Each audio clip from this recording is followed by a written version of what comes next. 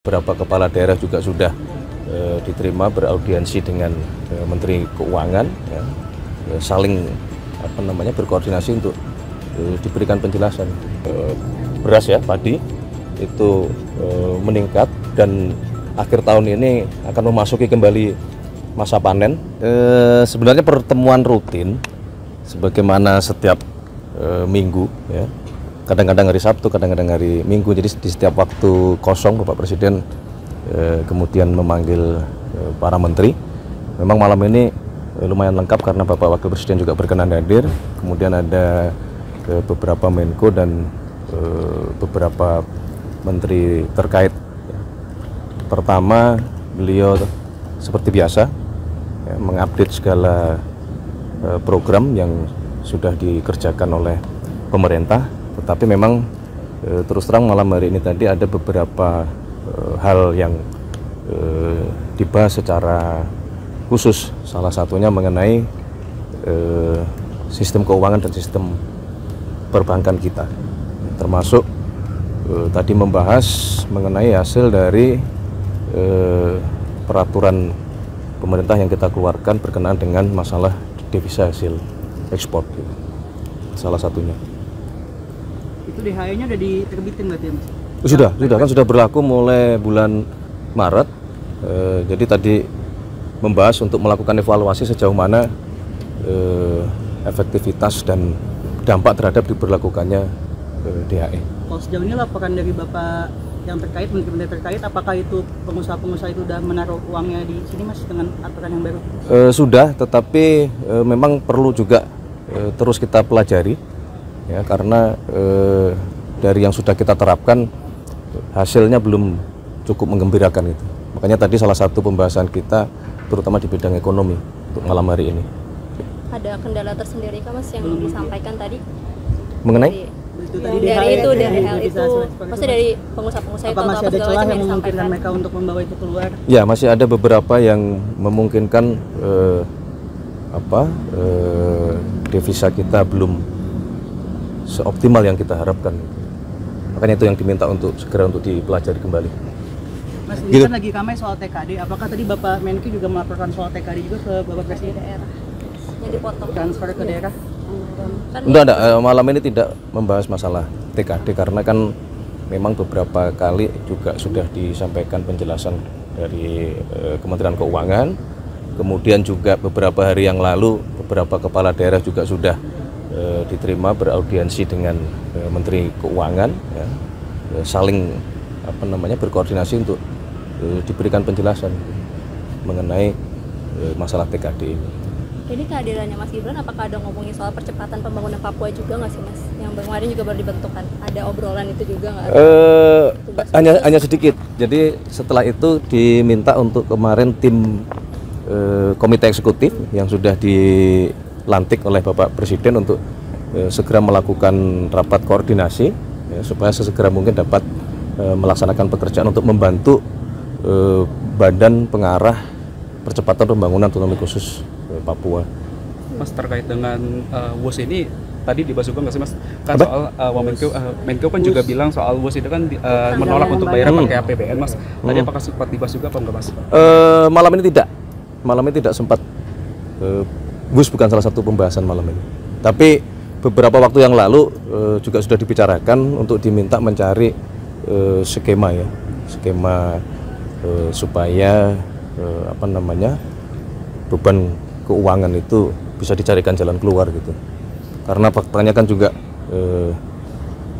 bus kemudian juga menjadi salah satu moda transportasi yang sekarang sangat membantu aktivitas seluruh masyarakat, mobilitas dari Jakarta maupun ke Bandung dan seterusnya. Dan justru kita pengen sebenarnya kan itu berkembang ya, tidak hanya ke Jakarta dan sampai ke Bandung, mungkin juga kita sedang berpikir untuk sampai ke Jakarta, ke Surabaya gitu. Mas, terkait dengan pembangunan Ponpes menggunakan APBN itu gimana ya, Mas? Yang diarahkannya kan menjadi APBN gitu untuk renovasi lagi ya, pembangunan lagi. Kemarin. Ya, pasca kejadian kemarin kan kemudian muncul beberapa pemikiran ya. Salah satunya adalah tadi mungkinkah pembangunan pondok pesantren itu bersumber dari pembiayaan dari APBN, tapi memang semua sedang kita pelajari ya, karena kan itu berkaitan dengan masalah jumlah, kemudian juga berkaitan dengan masalah perkembangan, apakah kemudian pondok pesantren yang sekarang eksis yang menjadi prioritas, ataukah ke depan misalnya ada pembangunan pondok-pondok yang baru. Nah, itu sedang dicoba dipelajari ya. Yang penting adalah pasca kejadian kemarin Bapak Presiden memerintahkan kepada kita semua untuk sekali lagi melakukan pendataan, menginventarisir, terutama yang berkenaan dengan masalah keselamatan itu harus menjadi prioritas utama gitu. Jadi memang Kementerian PU diminta untuk melakukan cek ke lapangan ke setiap pondok pesantren untuk memastikan bahwa bangunan-bangunan fisik itu betul-betul terjamin keamanannya gitu, supaya tidak terjadi lagi kejadian seperti kemarin di Sidoarjo. Mas, infonya kan Bapak Presiden tengah malam ini akan bertolak ke Mesir, itu apakah betul Mas untuk menghadiri KTT soal Gaza, Mas? Summit proposal itu. Ya, jadi malam hari ini selain memang rutin Bapak Presiden setiap minggu mengadakan rapat koordinasi dengan menteri-menteri terkait, juga malam hari ini tadi Bapak Presiden menyampaikan kepada kita semua bahwa kemarin secara khusus beliau mendapatkan undangan, memang juga agak mendadak kalau dari sisi waktu, tetapi bahwa undangan tersebut betul-betul memohon kesediaan kehadiran dari Bapak Presiden Prabowo, karena itu bagian dari kelanjutan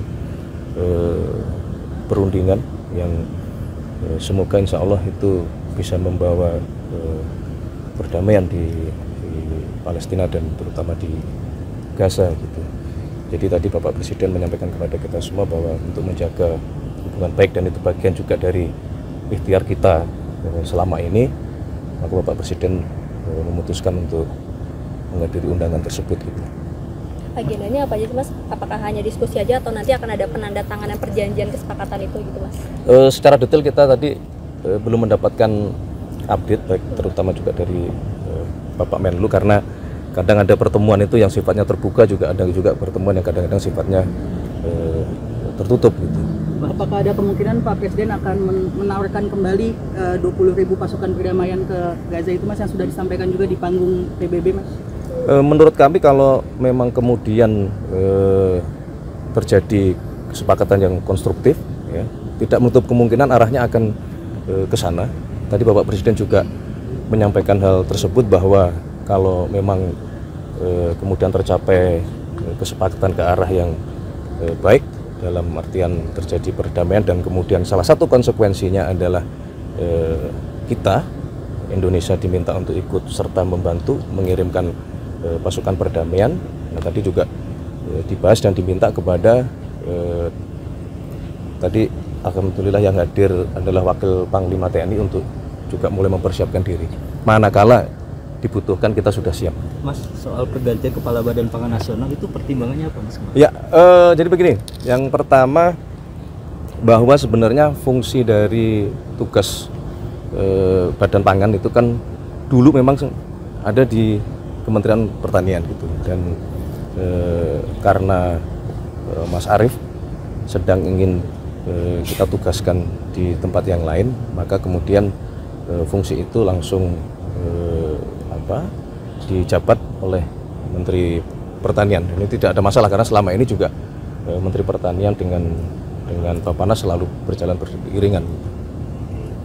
Mas, tapi ada ini juga nggak sih catatan juga ya, atau misalnya perhatian juga terkait dengan temuan yang mutu beras turun itu karena lama tersimpan di gudang gitu. Itu kemarin disampaikan juga nggak sama Pak Amran ke Pak Presiden?